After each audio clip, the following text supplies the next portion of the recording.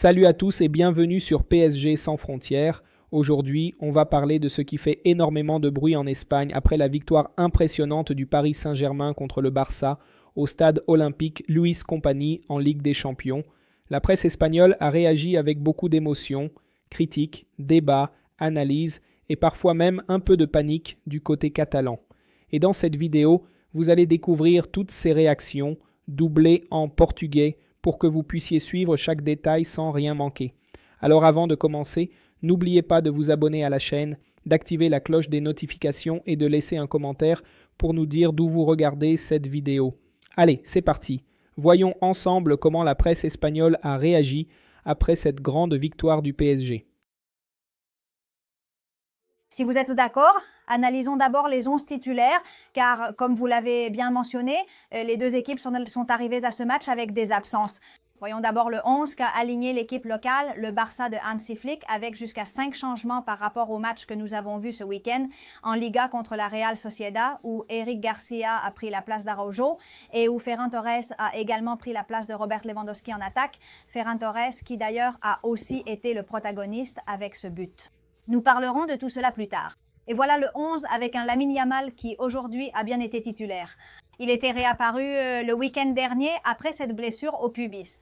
Il a réalisé une superbe action dès la première minute avec cette roulette. Nous parlerons aussi du match ensuite. Mais bon, c'est le 11 qu'a aligné aujourd'hui Hansi Flick avec 5 changements comme nous le disions. Regardons aussi le 11 du Paris Saint-Germain car il est très intéressant de souligner que le PSG arrivait avec de nombreuses absences importantes, surtout en attaque, sans Dou, sans Dembélé, sans Kvaratskhelia. Mais ils ont tout de même récupéré des joueurs importants au milieu de terrain comme Fabian Ruiz et Vitinha. Avant le match, il semblait que Joao Neves allait jouer, mais finalement c'est Zaïre Emery qui a été titularisé. Et donc devant, avec Barcola qui a eu 2 occasions très nettes avec Mbaye et avec Mayoulou, ce jeune de 19 ans qui a également été l'un des protagonistes. Bon, les gars, Gemma, pour toi, qu'as-tu pensé de ce 11 de Hans-Dieter Flick? Qu'est-ce qui t'a surprise? Parce qu'au final, pour Luis Enrique, il s'est essentiellement contenté de jouer avec ce qu'il avait et il a tout de même fait quelques ajustements avec des joueurs qui ne sont pas titulaires. Le 11 de Hansi Flick ne m'a pas vraiment surpris. Je le trouve cohérent avec ce qu'il nous montre cette saison. Je pense qu'il regrette beaucoup l'absence de Joan Garcia, même si Tech n'a pas été mis en cause. Je crois que cela influence d'une certaine manière la façon de jouer. Je trouve logique que l'axe de la défense continue d'être expérimenté. Arjo avait déjà beaucoup souffert il y a 2 ans contre le Paris Saint-Germain. Luis Enrique sait très bien comment exploiter leurs faiblesses, donc cela me paraît cohérent. Gérard Martin a été vraiment très bon. Cela me semble tout à fait logique dans un match avec autant de pression intense, autant de tension palpable, que ce soit Varane qui commence la rencontre, plutôt que Lewandowski qui ne peut pas autant presser efficacement. Et bon, peut-être que le match est devenu un peu long, un peu trop pour un Dan qui, dans certains types de rencontres, a un rendement extraordinaire. Mais quand ce sont des matchs aussi physiques où le Barça a de l'espace, je pense que ça finit par lui sembler interminable. Peut-être qu'un autre profil comme Fermin ou Gavi ou un autre type de joueur aurait manqué là. À la fin, Hansi Flick était aussi limité par les absences. Je pense que ce n'a pas été un mauvais match des Blaugranas dans l'ensemble. Je pense que la première mi-temps a été bonne, mais au final, l'adversaire a été meilleur en seconde période. Sûrement, malgré les absences, il a sans doute la meilleure équipe du moment. Et en ce qui concerne le 11, ça me paraît cohérent, tout comme ce qu'il a essayé de faire ensuite avec ce triple changement en seconde période. Je ne sais pas, ça ne me paraît pas. Luis Enrique a remporté la partie, mais je ne pense pas que depuis le banc, dans ce jeu d'échecs, Hans Flick ait commis une erreur grossière. Parfait. Eh bien, nous souhaitons la bienvenue à Lys qui nous rejoint également en direct où d'ailleurs nous sommes très nombreux à être connectés. Vous pouvez envoyer vos commentaires, vos avis. Nous allons les lire, bien sûr. Nous aimons interagir avec vous tous. Juste comment ça va? Comment vas-tu? Comme pour le reste des collègues, je vais te demander quelles ont été de façon générale tes impressions après cette victoire du Paris Saint-Germain. Ensuite, nous entrerons dans les détails. Penses-tu que c'est un retour à la réalité ou simplement que nous avons affaire à un PSG champion d'Europe qui est actuellement l'équipe la plus en forme du moment? Comment ça va, Anna? Comment allez-vous tous? Eh bien, je suis triste, évidemment triste. Nous, les culés, voulions tous gagner ce match. Pardonnez-moi, je ne sais pas si je coupe ou autre, mais j'ai beaucoup de problèmes de connexion ici au stade olympique. Je disais qu'évidemment, ce dernier but de Gonzalo Ramos n'a pas été facile à digérer, ni la seconde mi-temps en général. Mais bon, en guise de première impression, j'aimerais d'abord souligner que j'ai passé tout le match à penser à la finale de la Ligue des Champions que nous avons ratée l'an dernier, parce qu'aujourd'hui, c'est un duel qui revient au PSG. Et tu vois, si celle de Dani Olmo était rentrée, même si la seconde mi-temps du Barça n'a pas été bonne et que l'équipe a été assez dominée par le PSG, si elle rentre, tu prends l'avantage 2-1 déjà vers la 70e minute et tu peux quand même repartir avec une victoire, même si évidemment le PSG montre encore une fois pourquoi il a gagné la Ligue des Champions, pourquoi il a tout gagné. Luis Enrique me semble être un entraîneur extraordinaire et peu importe les absences, il trouve toujours le moyen de changer un match qui, en première mi-temps, avait été bien plus en faveur du Barça. Et dès la seconde période, on a vu comment le PSG prenait le contrôle. Non. Mais bon, pour moi, c'est un retour à la réalité. Eh bien non, je ne te dirais pas que c'est un retour à la réalité. Je pense que c'est un résultat qui aurait très bien pu arriver et que le Barça aurait aussi pu gagner ce match et cela n'aurait pas été un accident. Donc non, c'était un très bon match entre deux équipes donc, qui sont toutes les deux immenses. En effet, le match pouvait basculer d'un côté comme de l'autre, c'est la réalité. L'une ou l'autre des deux équipes aurait pu remporter ce duel que Paris a finalement emporté, comme on l'a dit dans la dernière minute. Passons à quelques-unes des déclarations. Allons voir les protagonistes. Nous avons les propos de Frenkie de Jong après ce match suite à la victoire du PSG. Il dit qu'il est très déçu. Si tu encaisses un but à la dernière minute et que tu perds en plus à domicile, tu repars déçu. Je pense qu'ils étaient les meilleurs dans la phase finale et en général, nous avons mieux commencé la seconde mi-temps. Le match a été assez équilibré, mais il est vrai qu'en seconde période, non, ils ont été meilleurs que nous. C'est en gros la même analyse que celle que notre collègue Luis a faite il y a une minute. Ce que Frenkie de Jong a dit, Richard, c'est que ce que j'ai fait, je l'ai convenu avec lui. Tu es là-bas, tu l'as entendu et c'est toi qui le lui as dit. Bon, je crois que nous sommes tous d'accord, non? Richard, au final, c'est un match entre deux grandes équipes. Mais qu'est-ce qui t'a le plus plu chez le Barça et qu'est-ce qui t'a peut-être un peu manqué aujourd'hui en disant qu'ils ont gagné? Eh bien, je le répète, ce titre, un bain de réalité. Ce que j'ai le plus aimé du Barça, encore une fois, c'est Pedri. Qu'est-ce qui m'a manqué du Barça? Et par exemple, j'ai regretté que la ligne d'attaque ne soit pas un peu plus solidaire. Et quand je dis solidaire, je veux dire qu'il fasse des efforts défensifs, qu'il presse un peu plus lorsque Barcelone perdait le ballon. Peut-être ne pas s'isoler. Il me semble que Pedri finit par se retrouver isolé à plusieurs reprises dans les duels, comme nous l'avions prédit. Hier, le duel devait opposer les deux meilleurs joueurs de chaque équipe, à savoir Vitz et Pedri. Et aujourd'hui, Vitinha a réussi, au-delà de l'erreur qu'il a commise sur l'action, où Barcelone finit par marquer le but. Vitinha s'est suffi à lui-même pour contrôler Dani Olmo, qui est celui qui finit par l'isoler complètement et par conséquent, il a fini par couper l'une des principales options dont disposait Pedri. Quand tu as un milieu offensif dans ces conditions, personnellement, je préfère faire mine à Dani Olmo. C'est plus mon style de football. Mais si Dani Olmo te fait un match comme celui d'aujourd'hui, où il est contrôlé comme l'a fait Vitinha, alors tu donnes forcément moins d'options au joueur le plus intelligent sur le terrain, qui est Pedri. Si en plus de cela, ton ailier vedette, qui est Lamine Yamal, ne fait pas les efforts défensifs solidaires qu'il doit faire, tu finis par mettre ton arrière droit en difficulté et ce sont des choses sur lesquelles l'équipe de Hans-Dieter Flick a fini par échouer. Autrement dit, il y a des tâches individuelles qui ne sont pas remplies pendant le match et que Luis Enrique détecte très tôt. Luis Enrique, par exemple, aujourd'hui, lors du match, quand on le voit en seconde mi-temps, changer la position des ailiers et placer les latéraux en tant qu'ailiers, il a fini par acculer Barcelone, tout cela à cause de nombreuses tâches individuelles que plusieurs joueurs du Barça n'ont pas remplies. C'est pourquoi je pointe directement Dani Olmo pour avoir perdu des duels face à Vitinha essentiellement et Lamine Yamal, qui aurait dû faire preuve d'un peu plus de solidarité avec l'équipe aujourd'hui. Tout ne se résume pas au dribble vers l'avant. Au début du match, il a réalisé 2 dribbles fabuleux et a pu mettre le Paris Saint-Germain en difficulté, mais ensuite, on n'a plus revu ce type de dribble.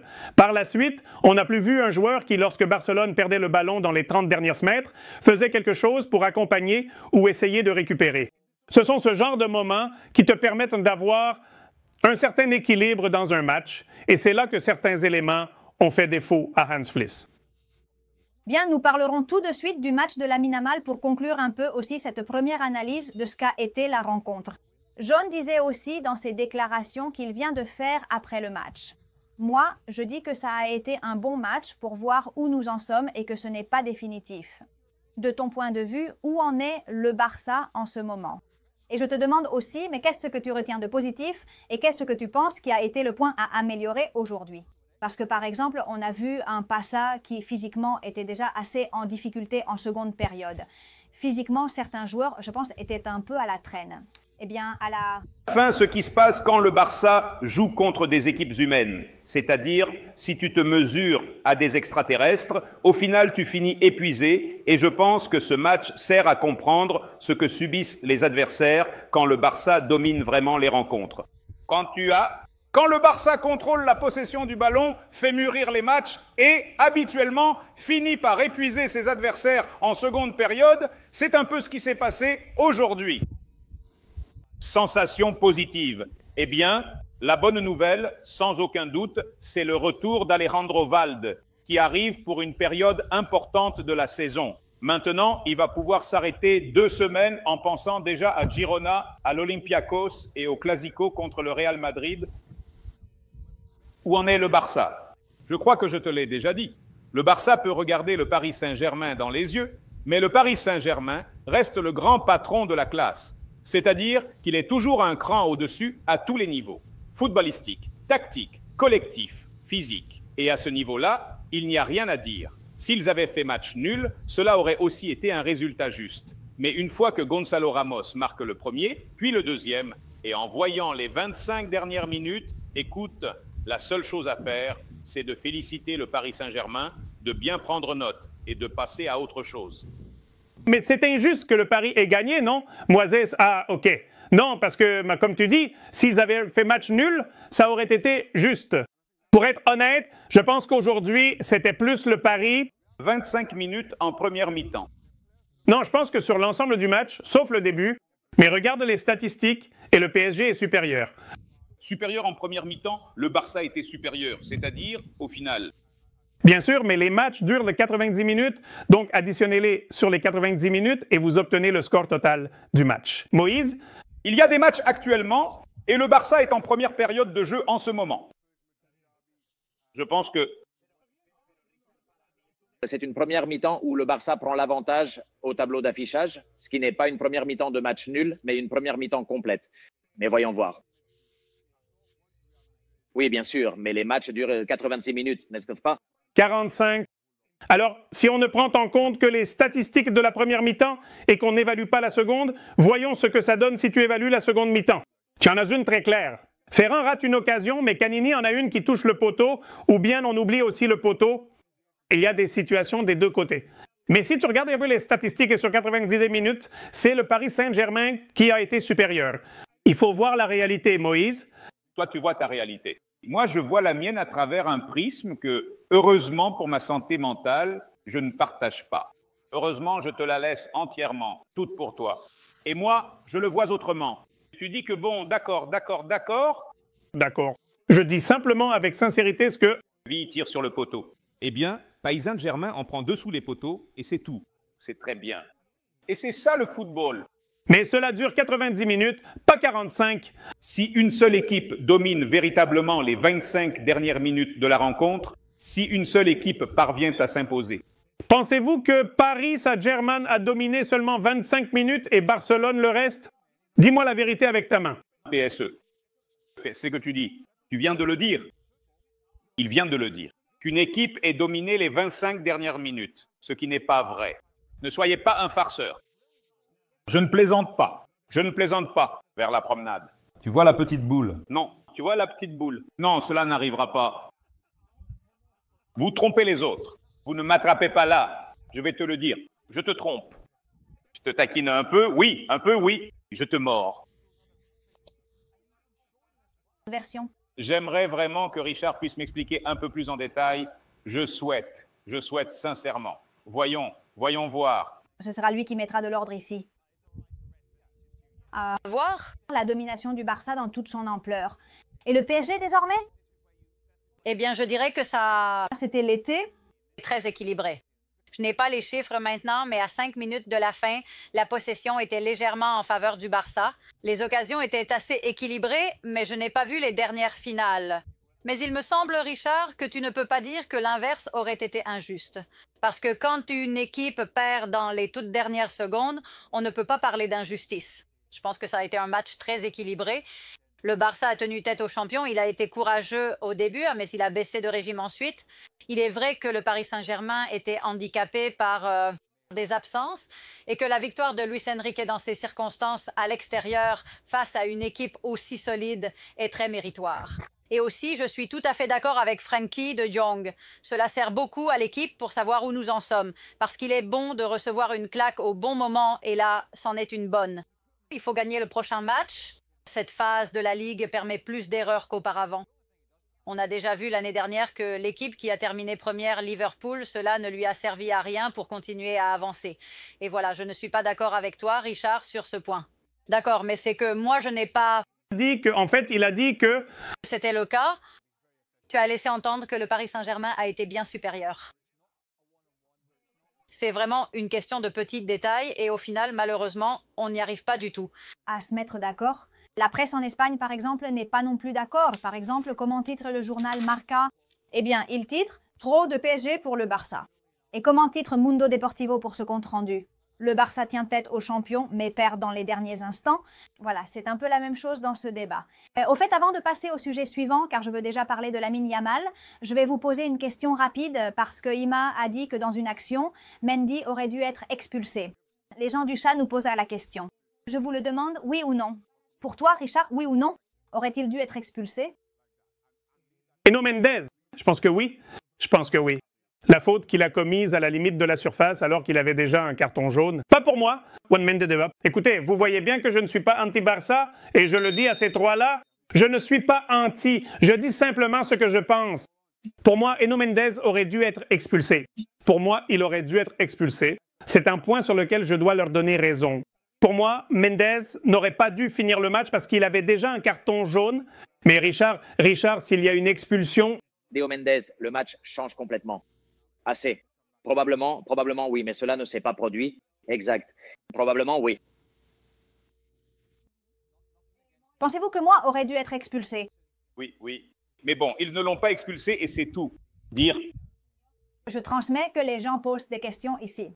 S'il vous plaît, demandez si cela devait être signalé comme faute. C'est une action, la faute sur la minute où, avec le genou, il le fait tomber et ils peuvent sortir un carton jaune. Mais la question est qu'il ne l'a pas expulsé et le Paris Saint-Germain a continué à 11 et a fini par gagner le match.